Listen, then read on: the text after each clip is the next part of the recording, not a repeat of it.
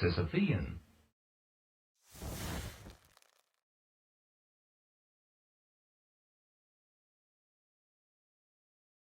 Hey everybody, hope you guys are all doing okay. Welcome back to Let's Play Jagged Alliance 2, and today I'm afraid there's a bit of bad news. Basically what happened was a couple days ago I dropped my USB keyboard, and I've had that keyboard for like, I don't know, at least 5 years now, and I've dropped it maybe dozens of times. I thought it was indestructible, but uh, turns out it finally ran out of HP. It's dead. It's gone. I ordered a new one, and it's gonna be on its way in a couple days. But I don't think it's gonna get here quickly enough in time for the next episode, which I'm recording right now because I'm gonna be out of town for the weekend. Anyway, long story short, I'm gonna have to record at least one, potentially two episodes without the keyboard. The other problem is I've been having some issues with my shoulder and my neck, and it's basically largely a posture thing. And over the past couple months, I've been just trying to get my posture fixed and not doing anything that involves bad posture, especially things where you're doing it for more than an hour at a time, such as when you're playing a really long video game session. So, unfortunately, because I'm playing this on my laptop, there is no way for me to use the laptop keyboard while also looking at the screen, while also maintaining good posture. It's just not physically possible, right? So, that leaves me with a couple of choices, and none of them are great. The only thing I can really do is wait for the keyboard to get here. But then I thought, you know what? Maybe we'll do this episode a little bit differently. We've kind of been blazing through the game, killing enemies, capturing towns, collecting stuff, doing quests, getting stuff done. We haven't really had time to, catch our breath. Time to take stock. And this is what we're gonna do this episode, right? Partially to buy myself time for the keyboard to get here. Partially to just give my shoulder and my neck a little bit of rest. But also partially because I think it is necessary, especially in a playthrough like this, to like ground yourself in something a little bit more meaningful, right? Because when you're doing challenge playthroughs, or even regular playthroughs, if you're a completionist like I am, it can be very easy for the immersion in the game to get lost, and you're just following a formula, you have a checklist of things, and that's all the game is to you. And with a game like this, it really doesn't do the game justice, because the game world in Jagged Alliance 2, it's just so vibrant. It's just so, like, full of life. It just feels so real that I think it deserves a little bit more respect. So what we're gonna do this episode is I am going to start out by doing the whole checklist thing. By the way, apologies for the coughing. I did also come down with an annoying cold about 3-4 days ago, which is another reason to maybe not have a super long episode, to give my throat a rest as well. So yeah, I'm gonna start out this episode by like running through the checklist, because it is important when you're doing a challenge run, and also because I added a couple of new things into the checklist which weren't there, which I didn't mention in my opening video, because I didn't realize that I would end up doing things that way. We'll talk about that. But then after that, I'll talk a little bit more about, the game world, the state of the game world, and how far we've come, right?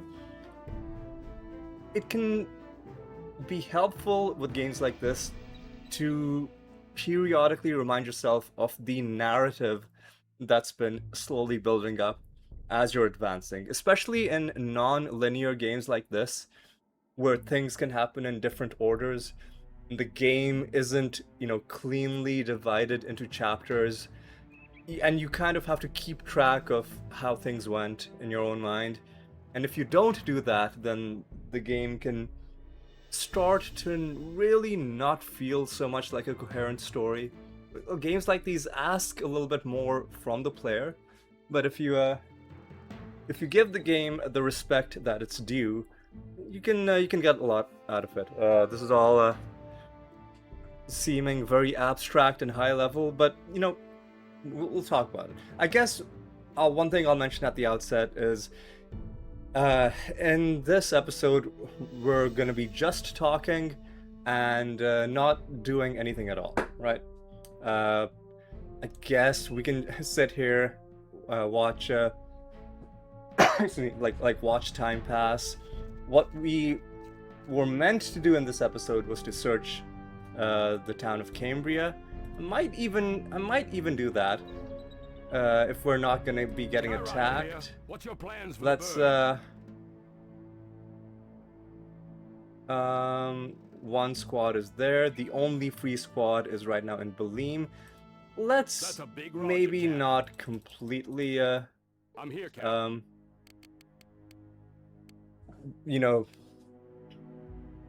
Not completely. Ooh, easy. Not completely take the whole. Wait, which squad is it? Oh, is it this? It's squad 3, right. Squad 3, get in the helicopter. Drop me off in Cambria. I guess what we'll do is we'll That's a big roger, Cap. do the Cambria house-to-house search, because we do have to look for some terrorists. And while we're doing that, I will talk about all of those things that I said I would. Now, where's the airfield? It's in Estonia. Right, let's go there. Skyrider here. What's your plans It's for the bird? That's a there, big right? roger, Cap. Yeah, there we go. Okay. So, initially, my goal for this series was to just let's everybody stay together. Initially, my goal was to just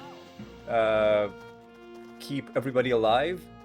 That was the only thing that I explicitly set out to do. But there were a couple other things to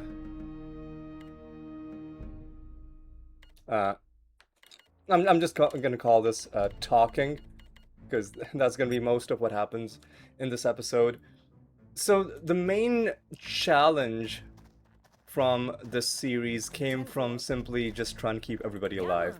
Because in order to keep everybody alive, that meant not just the people in my squad, that also eventually got expanded to all the named NPCs, and after that it got expanded to all of the civilians, so I won't even allow collateral damage from enemy attacks to kill civilians. That added an extra layer of difficulty, but by far the most difficult thing wasn't even any of these things that I mentioned, because all of these can be counteracted by just in the moment responding to things and maybe doing some light save scumming. The most challenging thing happened because in this playthrough I learned for the first time that the mercenaries are capable of getting killed.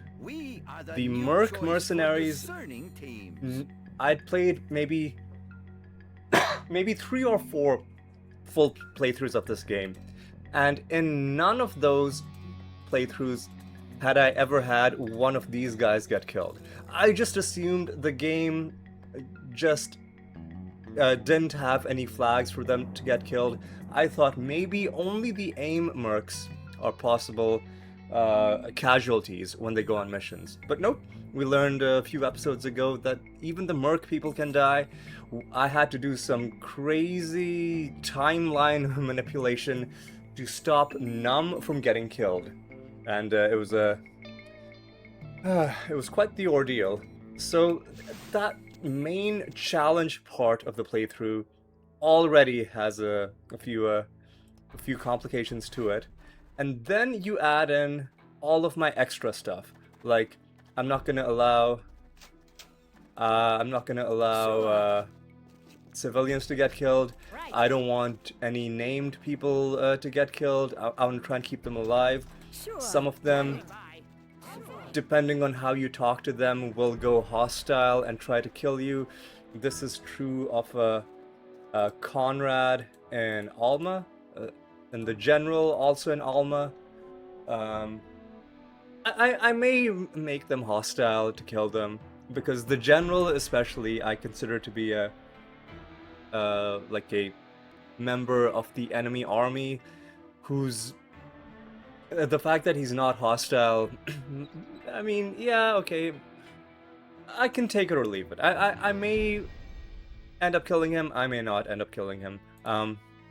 So the point was that was another layer of difficulty, because if you're playing the game with like a true Iron Man, a true like permadeath, like respect every single consequence, that kind of mentality, then absolutely when was that a string or a string? Oh, string doesn't help us.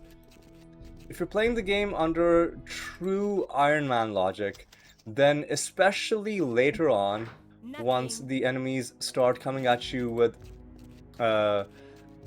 like their shoulder-mounted rocket launchers, their mortars, when they start throwing grenades more often, it's very easy for things to go wrong, battles to spiral out of control, and people to get fragged, and you not having any control over it unless you're willing to, you know, give yourself a little bit of extra help by safe scumming. Yeah. So, excuse me. I'm not surprised. Vicky's the finest. Okay, we came inside here.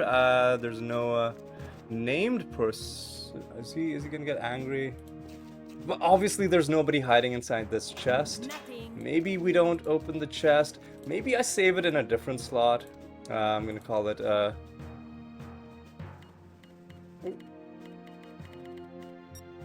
talking to.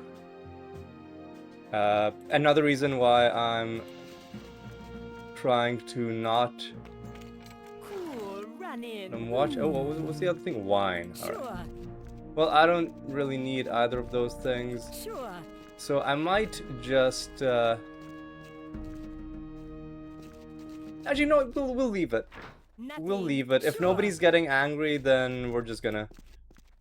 Let me just make sure that we haven't lost any town loyalty. We haven't.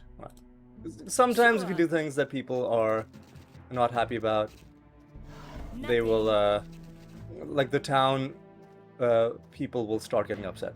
Martha is there. Joey should also be not far away, I assume, I imagine, maybe, possibly. How do we get inside this room? We get inside this room. Oh, well, obviously there's gonna be no terrorists hiding inside Martha's house. But, there might be like a spring or an aluminium tube. Alright, so let's... Wait, what was that? A jar. Ah, man, remember the days? The jar days? The jar collection days? Oh, what fun. What fun that was. Right, so all of this is to say that keeping, even something like just keeping the named people alive is not a foregone conclusion if you're not allowing yourself to save scum. Yeah, man. The reason I bring this up is because Sure. one of the people in the comments made a bit of a offered a bit of a critique for my playstyle. Not in like a mean way or anything. Just they pointed out that they play the game under like hardcore permadeath rules. They run it's the Stratocella mod. I don't know the name of the mod, but it's a mod that makes this game super hardcore, like super realistic, a guerrilla combat simulator. And they just, you know, if somebody dies, they stay dead, that kind of thing. And to that person, this was the only way that they were able to enjoy the game, right? So I respect that when it comes to video games. There are no rules. There's no like right way to play a game. The only rule is that as long as you're enjoying it, you're doing it right. So if you enjoy playing this game like that, then, you know, more power to you. I, on the other hand, like, I'm playing this game for different reasons, and it's actually a lot harder to talk and do stuff. A lot harder than it might perhaps look. But what I'm getting at is that when I started out this playthrough, my main goal was to do a very specific challenge run. Now, that challenge run by itself cannot be accomplished without heavy save scumming, right? Because sometimes the game, even if you play flawlessly, even if you play perfectly, there's nothing you can do in ordinary gameplay to stop the game from randomly rolling that one of the AIM mercenaries, and as we've learned, or like one of the merc mercenaries, is just gonna die while they're out on assignment, right? That is not a skill check for the player. That is just a thing that the game randomly does. So if my goal is to keep everybody alive, which is my goal, that cannot be accomplished without a save scumming. But that is a different kind of save scumming. That is basically loading the game and then trying to get the game to roll you a different random outcome for something that happened out of your control. In addition to that, I'm also doing another kind of save scumming, which is save scumming during combat, in order to mainly to get through combat without my guys getting too injured, but also just to like farm skills and to be more efficient in combat than what would happen if I just completely like, you know, let the chips fall where they may. And I love how these guys comment on each other when they do good stuff, and Vicky really is quite adept at what she does, quite capable.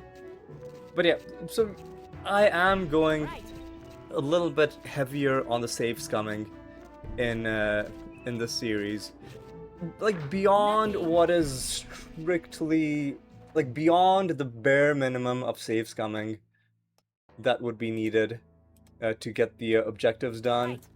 And I can see how, to people who play the game in a hyper-realistic, like a real-world wartime simulation kind of way, it might rub them the wrong way. And no, that's not.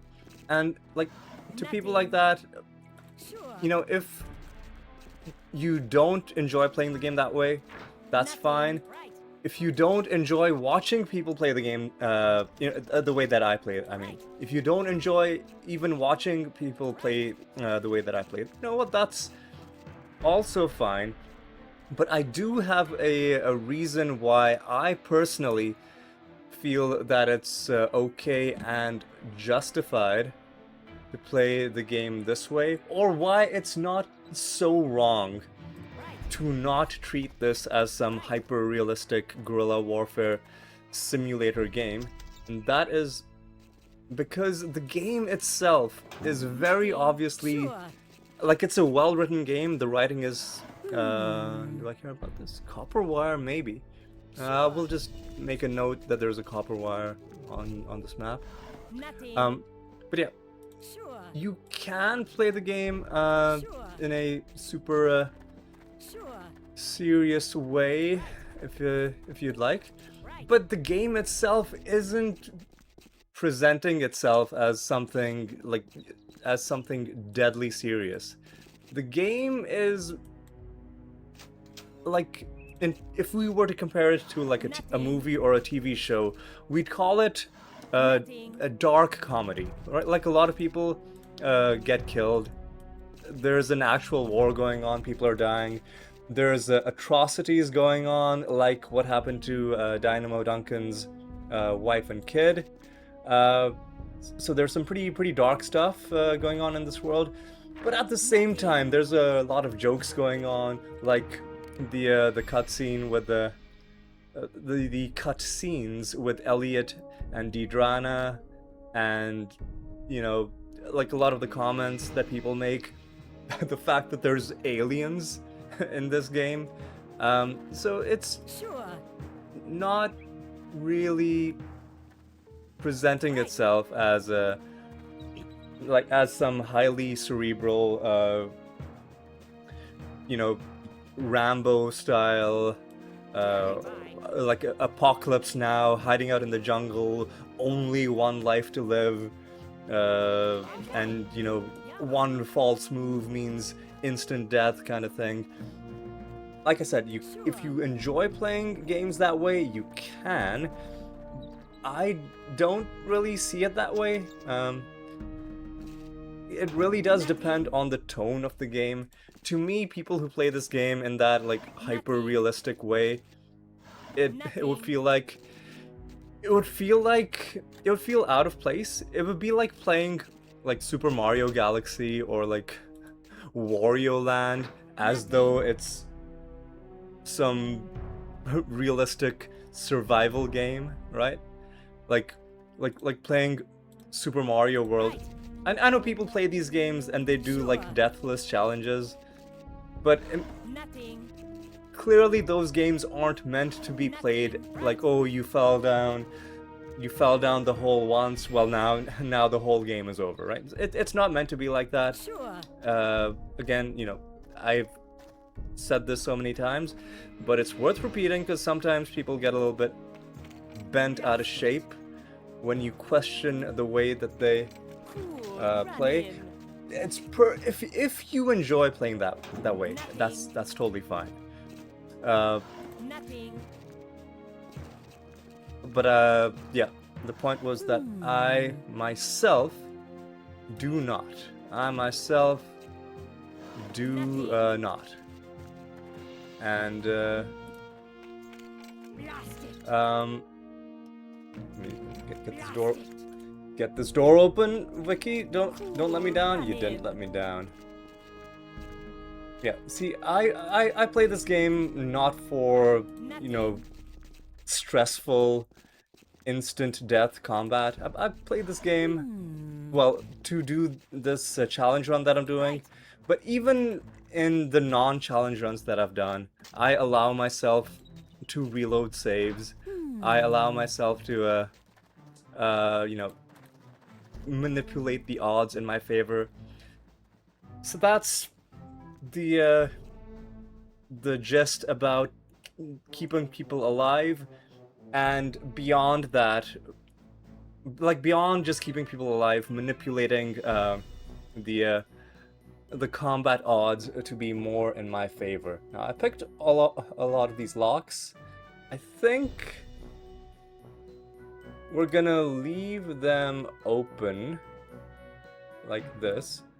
I like the fact that I can see at a glance that everything in this map is explored and Right. you know, everything is hunky-dory. Everything has been checked out. We can, you know, let's Understood. actually, no. Right. There might not be anything. Oh god. There might not be anything in the mine sector. Let's go to the normal Understood. town locations first.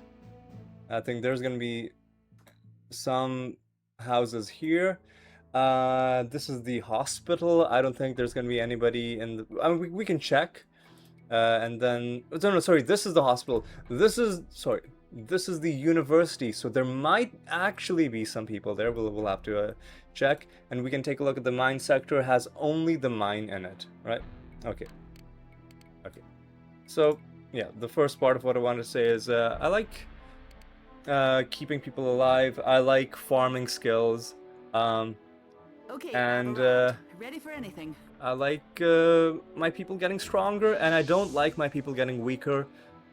And speaking of, I don't like my people getting weaker, that takes me to another thing that wasn't, or one of the things that wasn't explicitly mentioned in my opening video, which is, in addition to keeping people alive, I don't want I'm not my surprised. people to ever have we done something wrong here? Is this somebody's shop? Oh, this is Perko's shop, isn't it? Is it? No. It is Perko's shop. Oh, okay, hang on a second. I fucked up.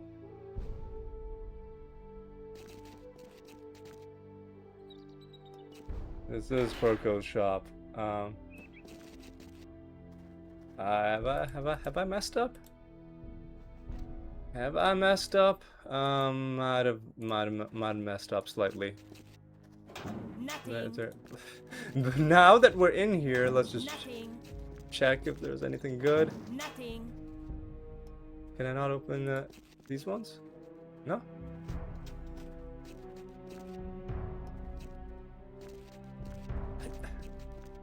Hang on, let me do it like this. Nothing.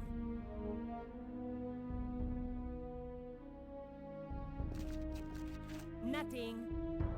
See, I opened this, but then there's, I guess there's nothing in there. Perko, don't mind me. Let me just close that door for you. The lock just, it was like that when I got here. I don't know what to tell you.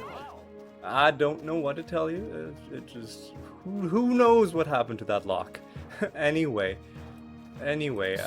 so what I was trying to get at is there's an extra objective that I placed.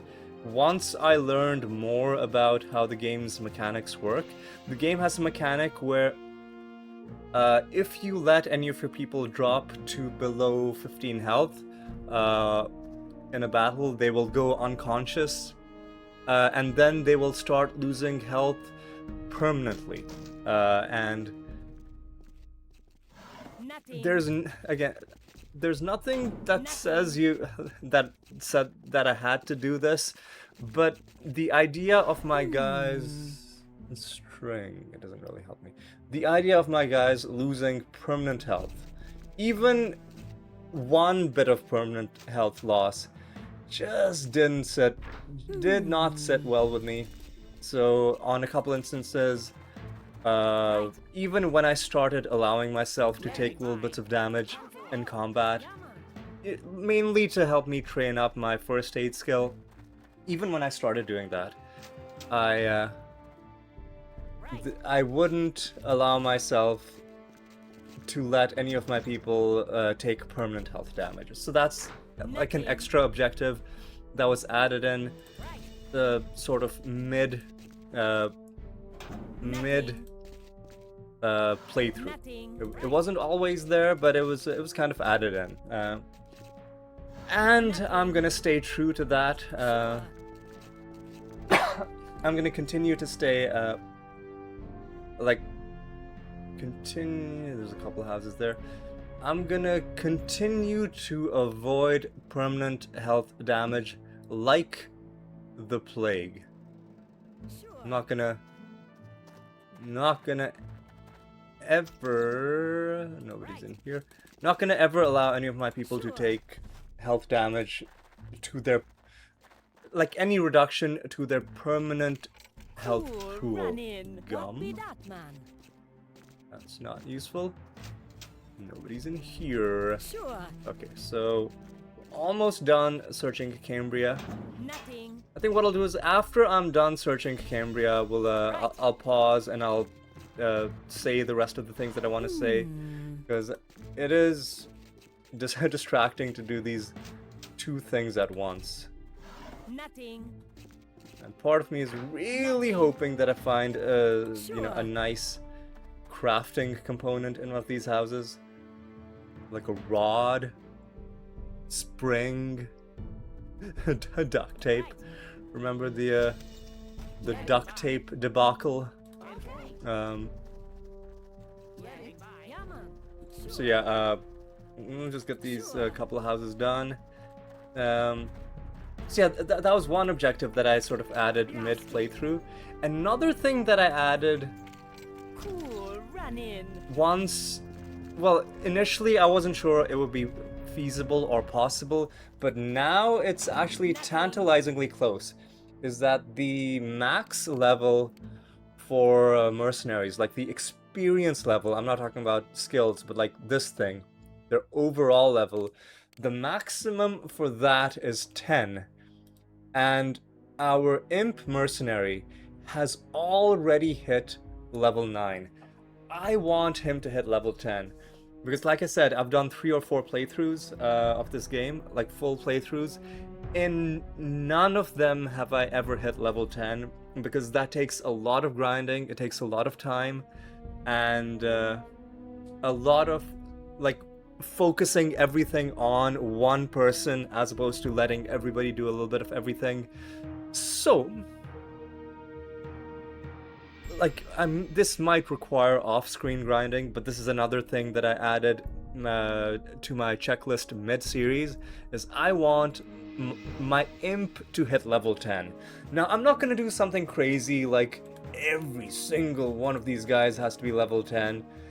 That's not gonna be fun for you, it's not gonna be fun for me, and like there's really no point to doing it.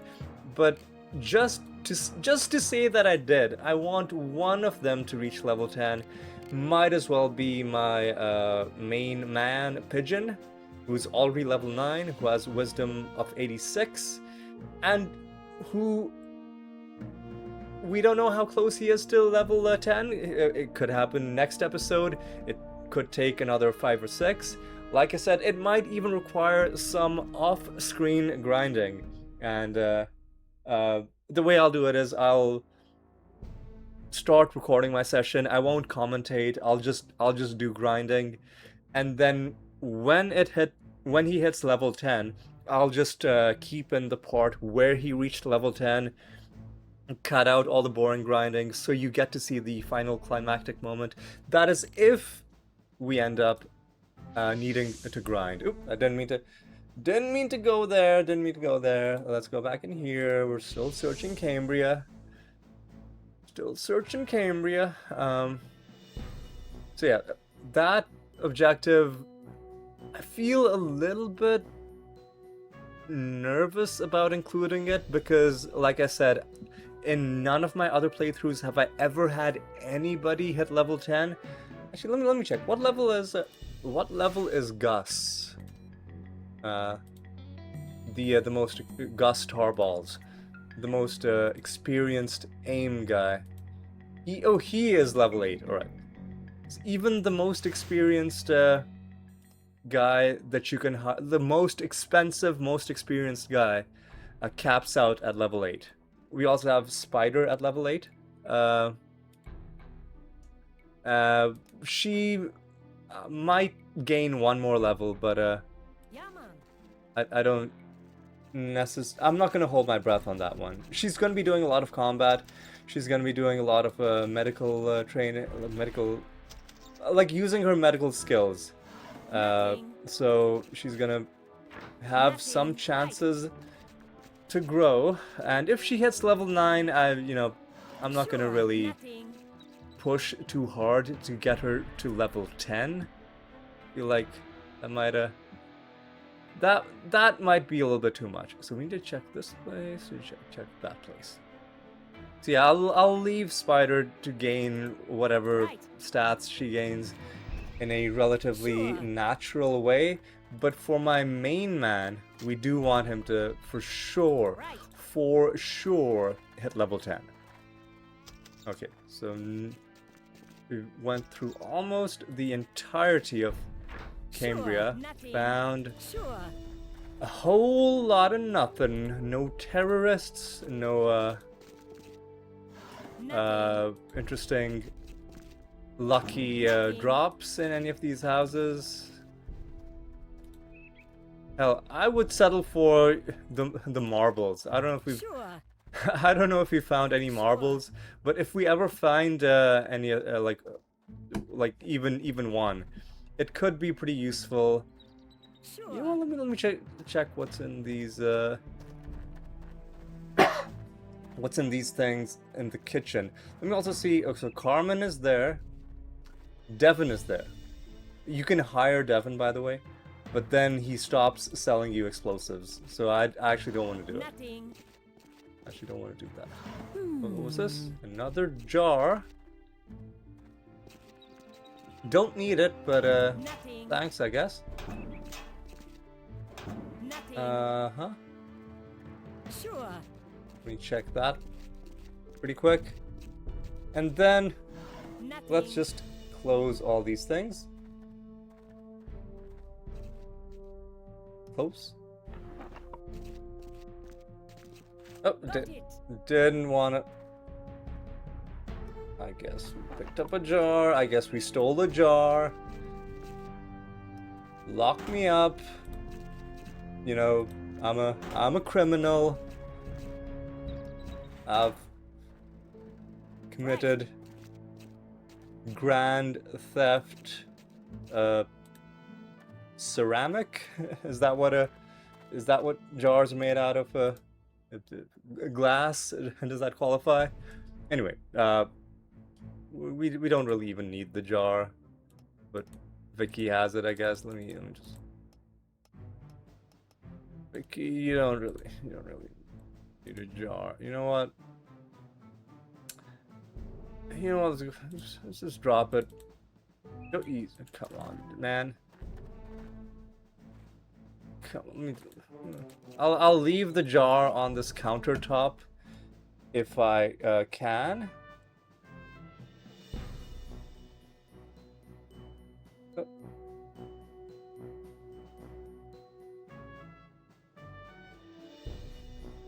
You can drop it there. You can drop it.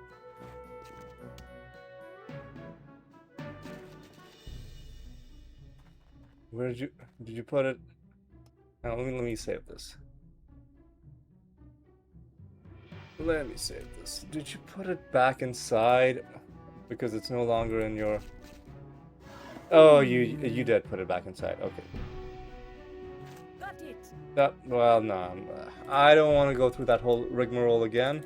So let me just do it like this. So yeah.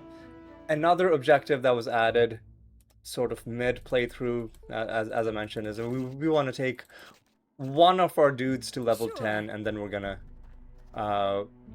close the book on that. A couple things that we did successfully do, a couple really big things. Probably the biggest thing was collecting all of the royal jelly, stockpiling the jars, collecting all of that royal jelly, because that meant that every single one of our guys has top tier armor, modified with the best possible crafting material, which is the royal jelly. The alternative to the royal jelly is Compound 18, which is also pretty good, but it's number one, not as strong as Royal Jelly. And secondly, Royal Jelly also makes the armor lighter. I don't know if Compound 18 does that. My suspicion is it doesn't. If it does, and and if I'm just spreading misinformation, then let me know. The point is, Compound 18 may or may not reduce armor weight like the Royal Jelly does, but for sure it doesn't offer the same amount of protection. So that was a huge thing for my, completionist urges. In my previous playthroughs, I only got enough Royal Jelly to fully equip one squad, but now we did it with enough to equip every single person, and with a little bit left over in the end as well. So really happy about that. Another thing that we've done really well is equipping the rest of our people with really top tier stuff. H&K 21s for almost everybody who needs them, apart from a couple people who have minimes. These are the psychos, because the minimi is better for people who like bursting.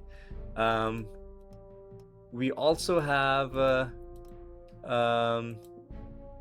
Vicky, who has a slightly different setup, because she has these automag pistols given to us as a gift by John Kolba when we escorted him from Chitsena from Chitsena back to Drassen. And we equipped these with gun barrel extenders as well, which makes her much better. Apologies, my throat is already giving out. Let me pop in a cough drop pretty quick. So I'm not trying to flex and show off about Vicky having really good guns. What I was trying to segue into was, yes, collecting good gear is part of it.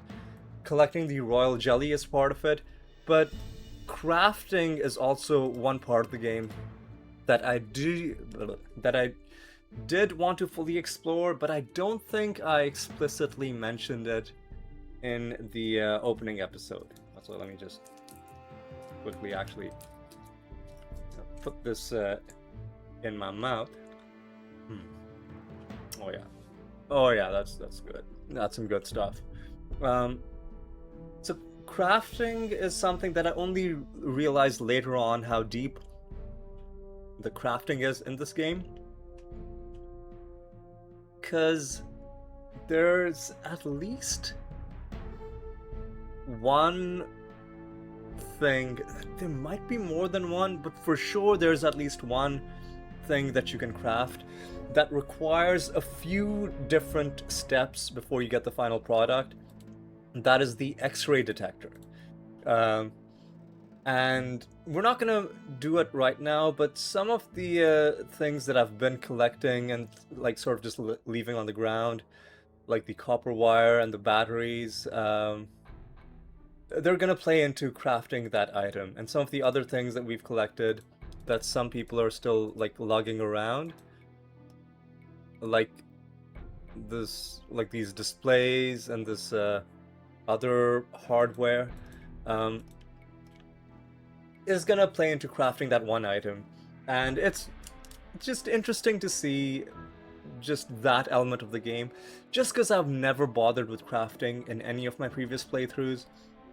So in the interest of seeing every cool thing that this game has to offer, we will be doing crafting. That's another thing that I don't think I mentioned.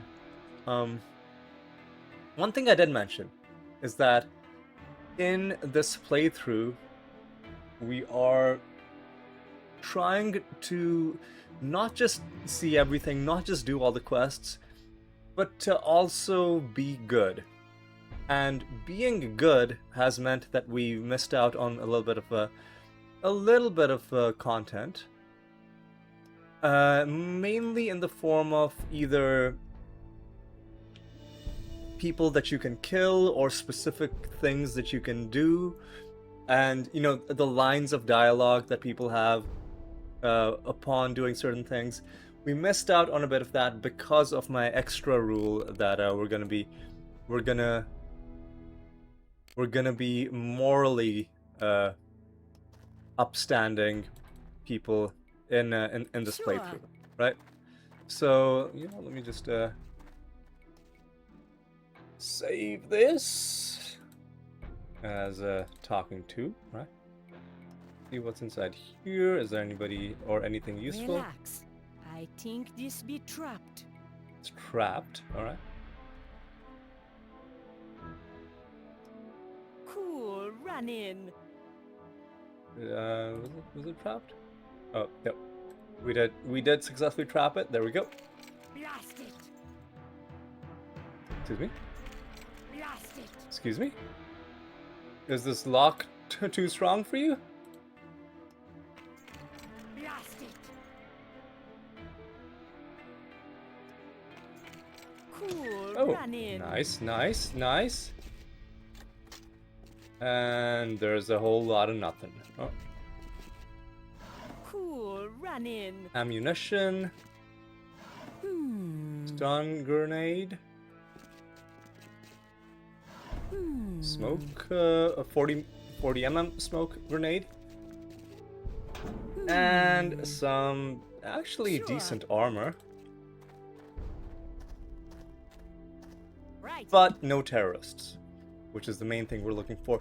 Terrorists and rare crafting materials. But yeah, the crafting is one aspect of the game that I'm actually curious to see about. Because not only, well, obviously, if I've never crafted an X-ray device, then I've never used an X-ray device. And also in the playthroughs that I've watched, I don't think I remember anybody ever crafting it, because you don't really need it, right? It's easy. Right. You don't really need it. I think it's more just there as a novelty thing. Because if you're just playing the game normally, I think you're gonna have a there's not gonna be any real use case for an X-ray detector, because it's very easy to scope out enemies and get them and fight them in a relatively contained way. So that's one thing that wasn't mentioned in the initial episode. Another thing not mentioned in the initial episode, but which kind of spur of the moment I decided was another objective, is in addition to keeping everybody alive, I don't ever want the journal, right? The history journal to ever say that I lost a battle. If you retreat from a battle, you will the game will tell you that you lost. And I don't think we've ever done that. 18 pages. We've only ever won. I think the first time you lose a battle, Enrique emails you, and he says, "Oh, you know what? Don't worry about it. You'll get him next time." Something like that. So we haven't gotten that email, which is a pretty conclusive way of letting us know that we've never lost a battle.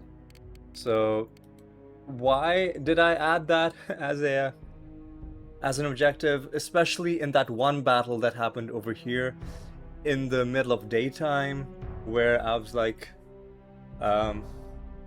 where we almost outright lost the battle on the map because of how outnumbered we were and how many heavy weapons the enemy had. So why did I add this as a as a goal? I don't know. It's ego more than anything else. I just don't want to ever have lost any battle in this playthrough, right? So those are I think that covers it in terms of extra things that I added as objectives for this playthrough. And then we get to the stuff that we actually did and the stuff that we haven't done and won't do, right? So I mentioned in terms of gear, that's all done. Everybody has the best gear. In addition to the weapons and armor, we also have UV goggles. I think UV goggles for everybody, extended ears for everybody, sun goggles for everybody. Camouflage is a consumable, but we pretty often have it available to people when it's needed. We have both of the vehicles unlocked. Well, all three of the vehicles, if you count the helicopter, which you should. We have the Humvee and the ice cream truck, and the helicopter. And it's feeling pretty good. Quest-wise, we've done every single quest except for the robot quest for Mad Lab and the terrorist quest for Carmen. And before we start handing in the terrorist quest, like I said, we want to make sure we aren't missing out on any of the terrorists. We want to make sure that we are searching these towns thoroughly. At this point, I'm pretty convinced that there are only 3 of them that spawned in our playthrough. So probably only 3 of them will be available for us to turn in. If we look in all of these houses, I think we have.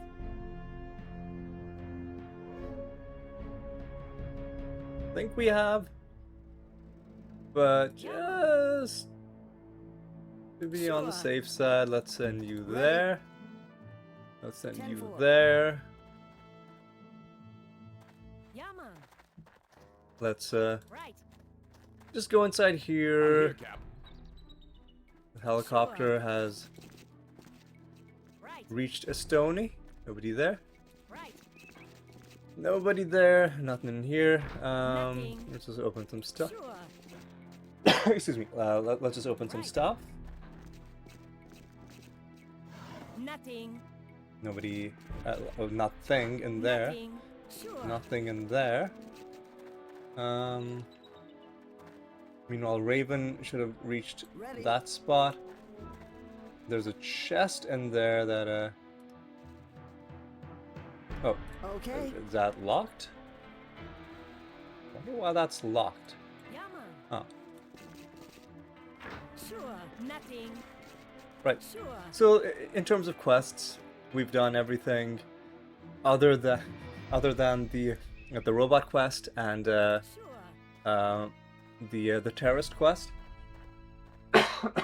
Apologies, my throat is starting to give out. I'm just gonna cover a few more things and then I think we're gonna wrap up this episode. Are there any rooms inside this that we haven't looked in? Not really. Right, let's just go here. Let's rest up a little bit. Go back to Vicky. You got all your energy back. Really? Cool. There we go. Run in. Cool. Run in. Nothing in there. Alright. So, like I said, there's some content that we missed out on because we're doing the good guy playthrough. Notably, I forget what her name is, but the woman who's running the sweatshop in Drassen, if you kill her, not only will nobody complain, but she will actually gain loyalty in the town because I think Doreen is her name. We can probably see it in the history log. If you kill her, not only will people be happy, but she will gain... Doreen is cruel to kids. Doreen has been taken care of. If you kill her, not only will people be happy, but you will get a unique line of dialogue from whoever ends up killing her. So we missed out on that. Obviously, we're missing out on most of the unique lines of dialogue that happen when people get killed, especially from people who we're friends with them. That's another thing we're not seeing. Another thing we're not seeing in this playthrough, and this isn't really a moral question, it's more of just a logistical thing. If you hire two people who hate each other, because you know, we have these friend groups where people like each other. Well, the reverse is also true for some of these mercenaries. For instance, in Jagged Alliance 1,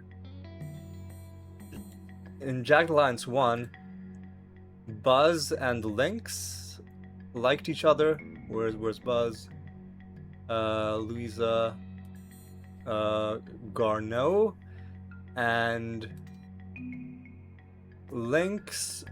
Where are you, Lynx? There you go. Rudy Roberts liked each other in Jagged Alliance 1, hate each other in Jagged Alliance 2 because I think they were dating and then had a messy breakup. If you put them in the same squad, you'll get some unique lines of dialogue based on their dislike for each other, but if you do that, chances are high that one or both of them will end up quitting, and then you're not going to be able to hire them.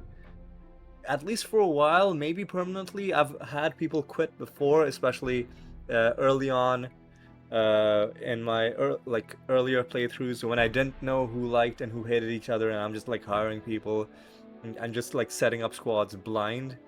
And I have had people quit on me.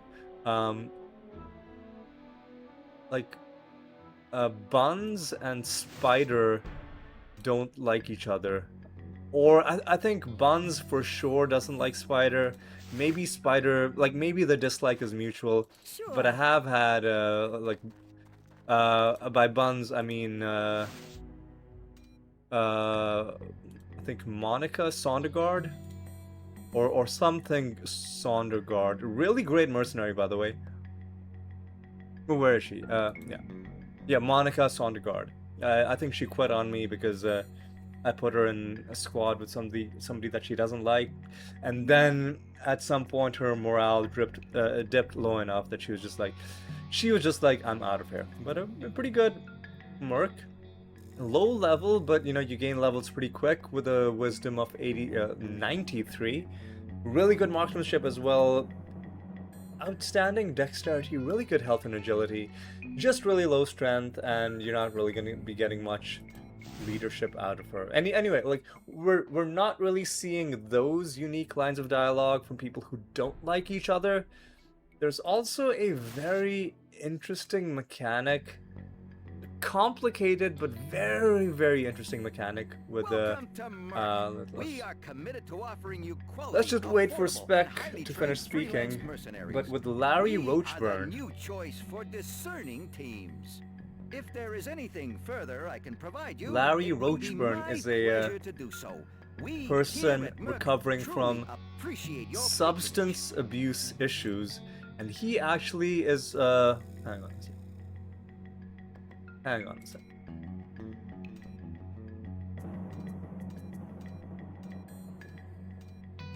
Yeah, Larry Roachburn. He essentially is two different people in one, depending on whether you make him relapse into his substance abuse stuff. There's a sober version and then a non-sober version, and different people have different responses depending on which version of him is there at the time. And he has a chance of relapsing if you put like drugs or alcohol into his inventory and leave him. It's such an interesting thing. I'm not doing it just because he didn't really fit into the 3 squads that I wanted, and like in previous playthroughs I have put him in my party, but well, you guys weren't there, but like I thought it was a little bit too complicated having like that extra thing to worry about. But it is interesting. Some people will like him when he's abusing substances, because apparently like he's more fun, more interesting that way. and when he's sober, people are like, oh, I don't like you. You're too boring. Other people will only like him when he's sober. So again, another very interesting little bit of attention to detail for them to put something like that in the game. I don't know if I'm gonna be able to show that off in this playthrough, because you're gonna have to not only bring Larry into your party, but enough people so that there's one guy who likes him when he's drunk, another guy who likes him when he's sober, and then you see those two interactions. I don't think we're gonna see that in this playthrough. I might, after we finish the playthrough, have like a bonus video where I fire a couple of my people and like start doing things just to show you the different interactions. But in our canonical main playthrough, I don't think there's room for that. That's another thing we're not going to see. Another thing we're not going to see is the cutscene where your people get captured when they surrender to the enemy, and then they are interrogated by Didrana in maybe even in the Tiksa basement, and then there's an escape sequence after that. The reason that's not gonna happen is because the battle in which you get captured would possibly be counted as a loss in the statistics. Even if it doesn't, it doesn't sit well with me if I'm able to win an encounter to just like throw my hands up and be like, I surrender. That's not how I roll. So that's another thing we're not gonna see. I think that just about covers everything. Yeah, I think we're good. I even managed to search all of Cambria, get something actually useful done. I was worried that playing with just the mouse was going to be difficult, but given that we're not getting into combat, it actually worked out really nicely. It's only in combat where you're crouching, and then you're going on stealth, and then you're running, and then you're reloading, you're quick loading, quick saving. Those things are a nightmare to do without a keyboard. So I needed to have that keyboard in front of me, and which I don't have right now. It's on its way. It's been ordered. I'm hoping it gets here in a couple days. It might take more than a couple days. But you know what? I think we're gonna call it here. If my keyboard doesn't come back in time, I may do one more episode, but then if I'm playing on the laptop and using the laptop keyboard, I'm gonna have to put it in a different place, on a different kind of desk. Maybe even in the kitchen area, the dining table area. But that's all stuff for me to figure out later. I guess for the sake of completion, let's make sure there's nobody in the hospital. Okay, Let's I'm make around. sure we've Ready at for least anything. taken a peek into everything. Excuse me. There are a couple rooms that are... We never... Huh. Yeah, man, right. Well, let's take a peek through the parts of the hospital that we haven't seen, I suppose. And then we'll end off the episode. So we can just open Nothing. this. These are, I think, just bathrooms. But you never know what you find in these Nothing. medicine cabinets. Nothing. Did find duct tape in one of them once. This is probably gonna be locked. Oh, not locked. Nothing. All right. Sure. But yeah, we're on track to get all of the things done that I said I would do at the outset. Oh yeah. In terms of another bit of content that we didn't see and which I knew existed in the game, but which I deliberately didn't do, is when you're attacking the Hicks, or well, not attacking. Let's back up. When you get the quest to deal with the Hicks, they're basically terrorizing Cambria.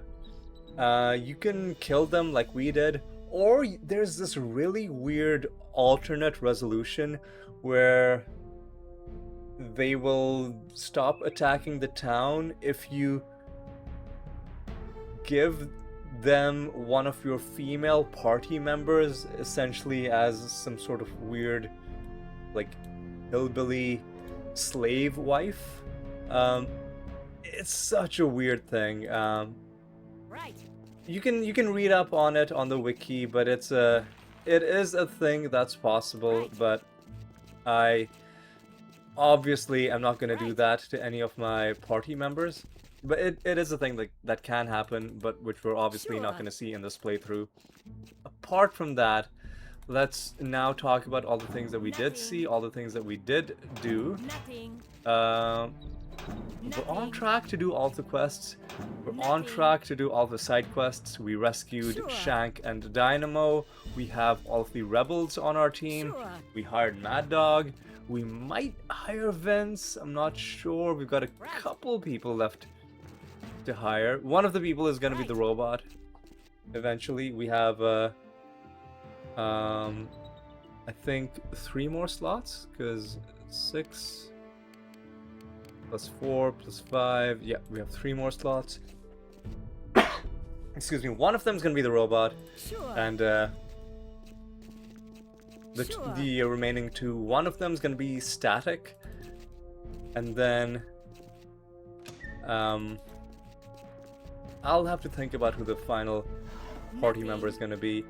So yeah, that's one thing we haven't done yet, which will happen in due time, is to fully complete our 18-person party. Well, 17 people and 1 robot. The side quests, obviously one of the side quests is for the robot, so we'll do that. And then the other side quest is for the terrorists. We're in the process for preparing for doing that. I think there's only going to be 3 of the terrorists that we find. Because I don't think there's any more of them. I would be very surprised if there's, anyone else hiding out in like Grum or Chitzena. I mean, I'll look. I will look. I'm not gonna just give up. But I think when it's time to do the terrorist quest, we will only have only 3 out of the 6 will have. Can I swap places with you? Can I not?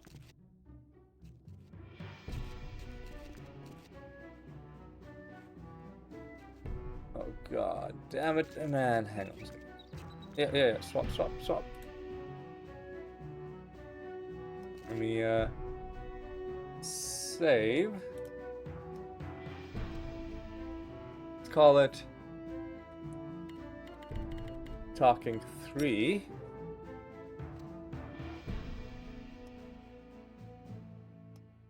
Go in. Cool running. Just making sure. There's nothing, Cool running.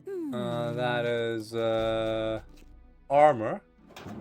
What was that now? Key. Nothing. Are any of our people carrying, keys? Oh, no. How do I cycle through? Are any of our people carrying keys? Nope. Spider is carrying a couple of keys. You know what? Let's pick up this key. Let's just directly give it to Spider.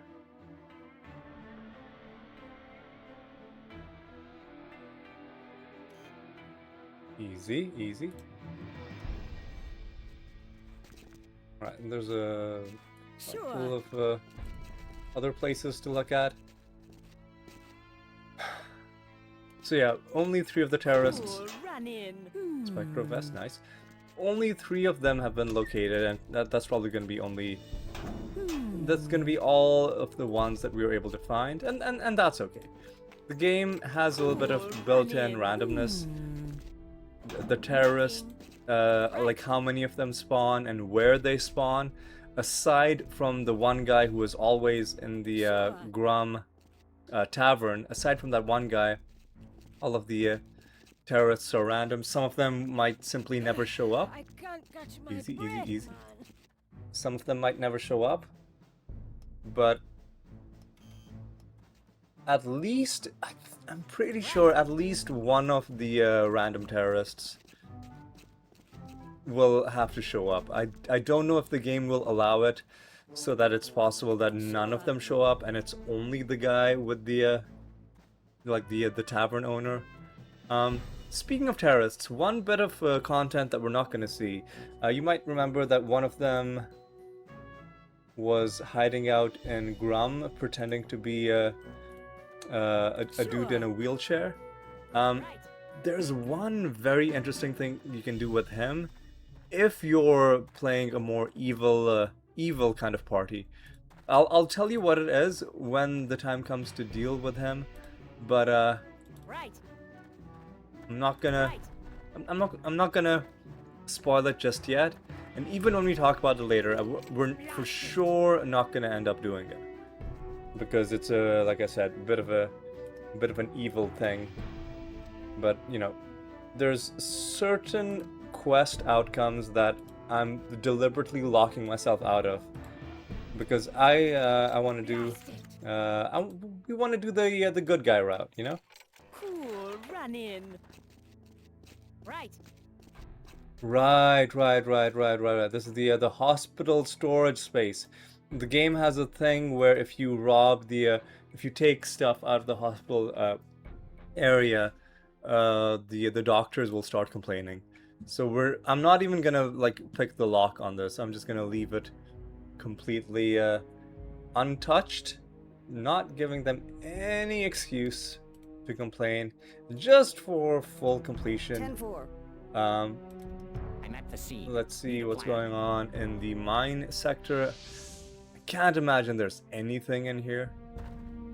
Well, there's this one room which we've already looked at, and then there's the rest of the stuff. Okay, so what we accomplished this episode, we searched through Cambria and I did a lot of yapping. I explained sort of my philosophy for the game. I talked about some of the, you know, logistical issues in doing a challenge like this in a game like this, especially when it came to, you know, bringing Num back from the dead. And then we did end up searching all of Cambria, and then I talked a little bit about, you know, like my philosophy in terms of playing the game in general, why I think it's okay to save scum, why I don't personally treat this as a super serious game, because it's not presenting itself as a super serious game. I talked about the stuff that we've done, including some very tough things like getting all of the royal jelly, keeping everybody alive, preventing civilians from getting killed. Oh yeah, preventing damage to civilian property was another thing that wasn't.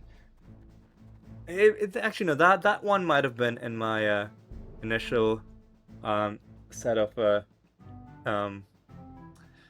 like requirements for the series, but it's another really tough thing because the enemies love using heavy weapons and just shooting off their rocket launchers and their mortars, and if they hit part of a building, it will just destroy that part of the building.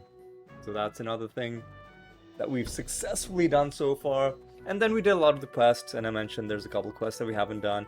There's some crafting that we haven't done.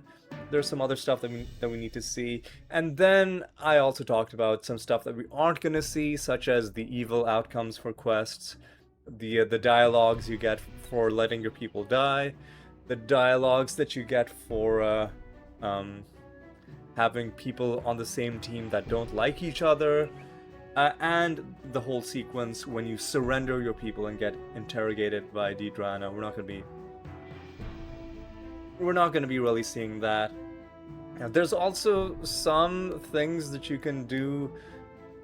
I guess this falls into the evil category, where if you're just mean to people, you can get some better outcomes. For example, a Dynamo who were paying $50 a day, it's either Dynamo or Shank, where they ask for this tiny amount, but if you refuse that, they will then reduce the amount that they're asking for. And that's such a mean thing to do, right? Because you got people that you're paying 3,000 per day, and then there's Dynamo who's asking for 50, and you're like, oh no, I'm not. And for a pretty good guy, essentially free, and you're being mean to him. Also, Pablo, the guy who occasionally early on steals some of the things that you buy from Bobby Ray, you can bribe him, and it takes as little as $20 to bribe him and keep him from ever stealing your stuff ever again. But alternatively, you can punch him in the face, like be physically violent to him, and then he will I think he will return the last thing that he stole from you, and even some like extra stuff on top of that, like probably maybe like previous shipments that he stole from before you ever got to the airport. But like, as much as Pablo is being a little bit of a scumbag, I didn't think it warranted violence, so we went for the peaceful route. And if we really want to, we can aggro Conrad and the General in Alma. I might not end up doing that. We'll have to see about it. So there's some game content we're not going to see. All in all, just checking in. This is one of those check-in kind of episodes to see how well the series is going, and I'd say that the series is going pretty well. And I think we're gonna call it here. We got Cambria secured, and then I talked for like 3 hours straight. Probably not, but that's how it feels like. Anyway, that's gonna be all for this one. When we come back, hopefully I'm gonna have my keyboard. Hopefully we'll be able to get into some actual combat. But if not, we might do another, quick scouting on either Alma or Grum, or San Mona. I'll have to think about it. But yeah, it's gonna be all for this one. Until the next time, my friends, take care.